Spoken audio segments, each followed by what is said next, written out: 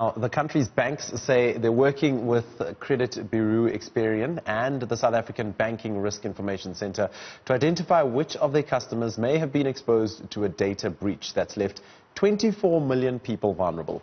Online IT news publication My Broadband believes Experian CEO Ferdi Pieterse downplayed the seriousness of the data breach.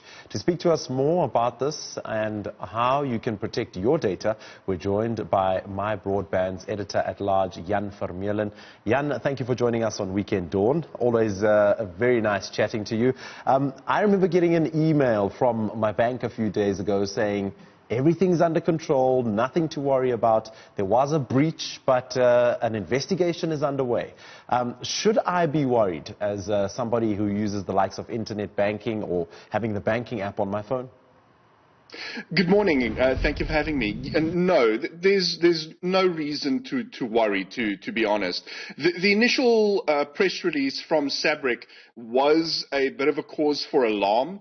And when Experian came out and clarified what exactly had happened, it became clear that this was not quite as serious as everybody initially thought it was. This isn't a data breach necessarily, but certainly a bunch of personal information landed in the hands of an unauthorized individual. And so there's no reason to think that Experian is lying about this. So I think we can accept what their explanation here on a face value.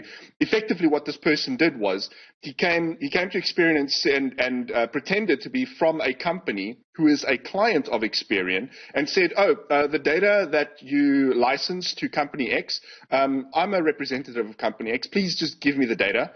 And so Experian handed him the data, and they said that their investigations suggest that this person wasn't even really up to anything particularly nefarious. All he wanted to do was spam people. He was trying to do some direct marketing to promote a bunch of credit and insurance products.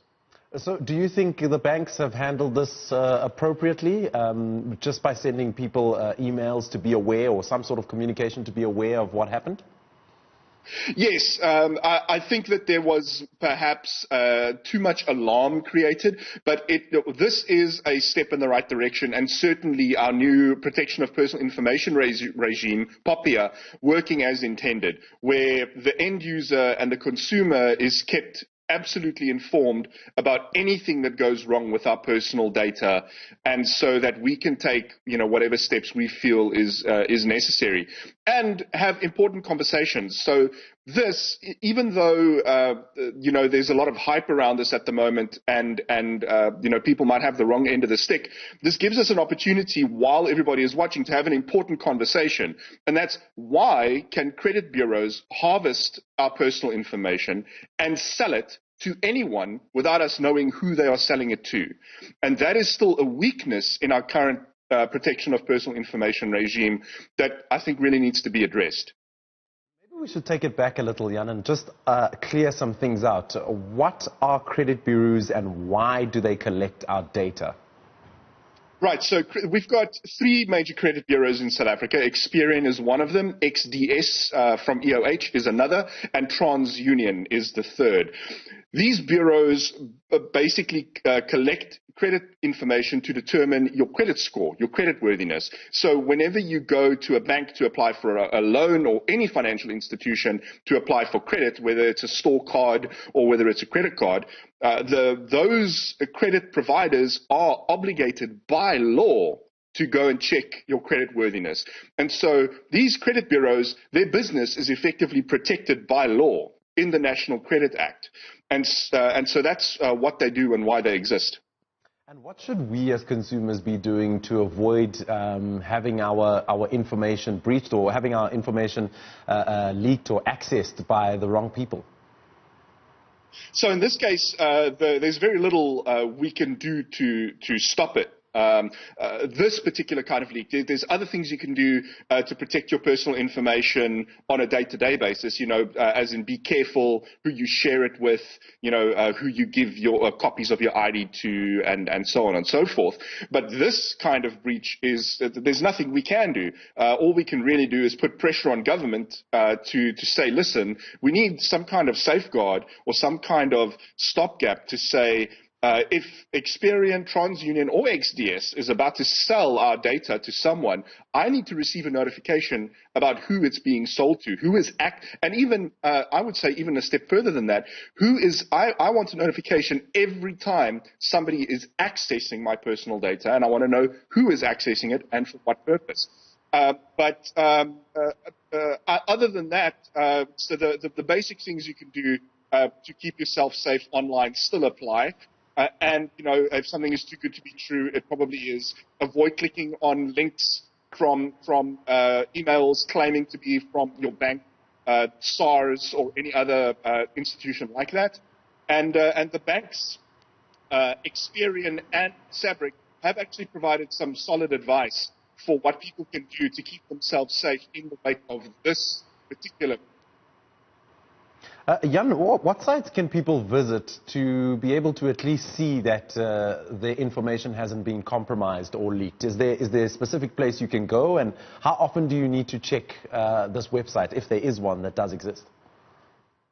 Right. As you can check these websites as often as you like, except for one. And this is some of the advice that Experian provided that I think is actually quite good. Experian itself operates a credit check website, a credit reporting website called mycreditcheck.co.za.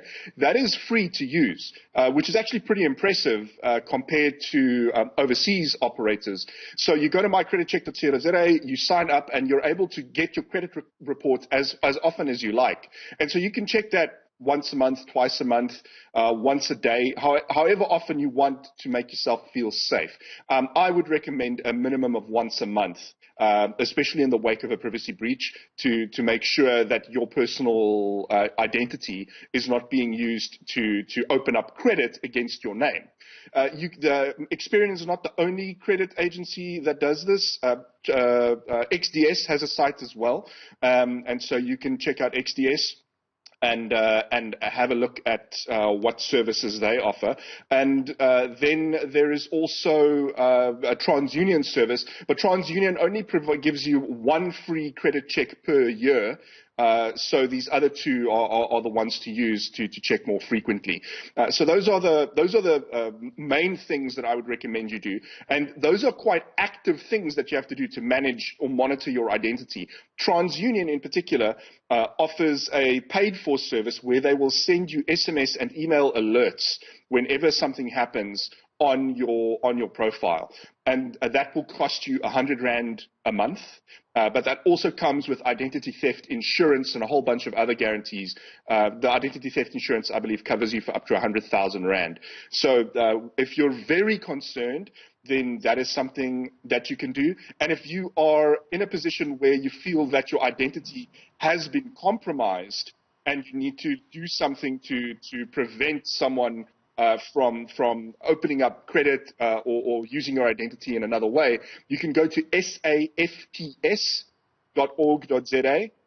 and that's the Southern African Fraud Prevention Service, and you can contact them and register yourself for protective, they call it a protective registration, and that will block your profile to any kind of credit and stuff being opened in your name. So that's like a nuclear option if you feel that your identity has been compromised, and that's not something you can do in an automated way. You have to think. So they'll do some kind of first order check to make sure that they're not going to list you unnecessarily and cause unnecessary inconvenience. My final question, Jan, before I let you go, do you think banks are doing enough to keep people's information private? And do you think that they currently need to up the ways of sort of reducing any chances of having your information compromised? Yeah, the banks are doing as much as they are allowed to by law, to be honest. I mean, they have to. Whenever you go to a bank and request a financial service, they are obligated by law to give you information to these credit agencies. So there's no way for them to stop doing that. And what we're seeing now is, as I said, the system working exactly as intended, and the banks informing us when any little thing happens that involves our personal data is certainly a step in the right direction. So yes, I think this is a good.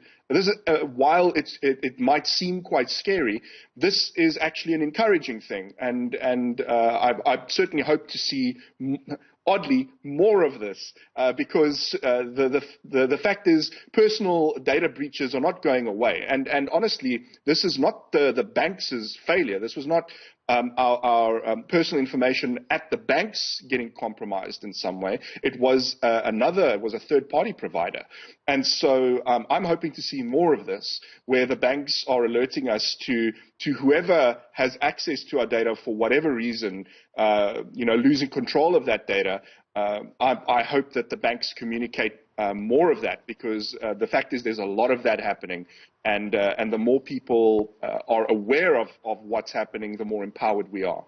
Jan Vermuelen, thank you for your time. That was my Broadband's editor, Jan Vermuelen, speaking to us about how we can make sure that our personal data is not being breached in light of the fraudster that tricked Experian into handing over important data.